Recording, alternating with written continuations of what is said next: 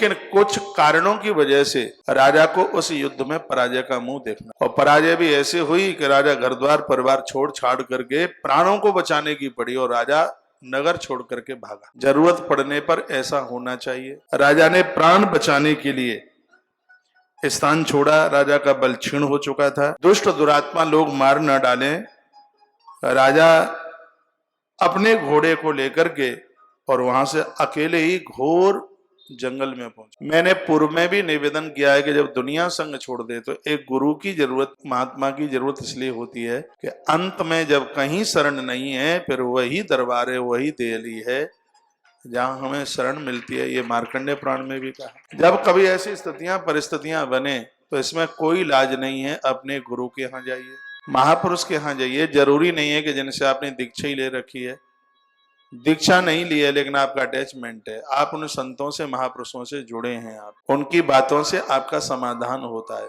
परेशानी आने पर यही देहली हमारे काम में आई। कोई बहुत बड़ी दिक्कत आवे तो बड़े शहरों में मत भागिए, तीर्थों में जाइए, तीर्थ में समाधान मिलेगा। किसी गुरुदेव से अटैचमेंट है, संत से जुड़े हुए हैं, वहां जाइए, प्राण बच जाएंगे, जीवन का समाधान भी हो जाएगा। राजा मरने को जा रहा था, आत्महत्या करने को जा रहा था, क्योंकि इतना बड़ा वैभव कारोबार सब छिन गया, कुछ बचा नहीं। बहुत बड़ी दिक्कत थी, इतने नोट, इतना धन पैसा, आदर मान सम्मान सब राजा ने देखा, एक ग्रास रोटी नहीं थी। देह के ऊपर जो लज्जा छिपाने के लिए जो वस्त्र था बस वही था, और कुछ था नहीं सुरथ नाम के राजा के पास। कभी पूर्व में बहुत समय पहले इन्होंने कोई किसी महात्मा का प्रवचन सुना और इन्होंने यह सुना था जब कोई बहुत भारी आफत आ जाए, दिक्कत आ जाए तो गुरुजनों के चरणों का सहारा लेना चाहिए। वही बात इसके माथे में घर कर गई, उसी बात को ये स्मरण करने लगा। ये कथाएं क्यों सुनते हैं? कोई आपको वक्ता तो बनना नहीं है, कथा तो कहनी नहीं है, फिर ये कथा क्यों सुनी जाती है?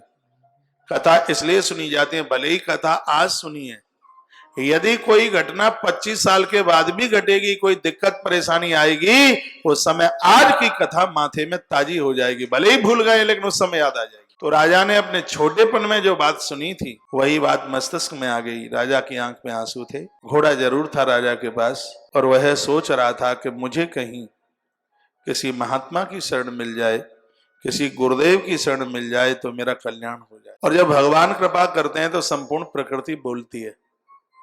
सामने से एक पंछी खड़ा हुआ था, पंछी सारे में बोल रहा था आगे चले जाओ गुरुजी है, आगे चले जाओ, आगे गुरुजी हैं। उसने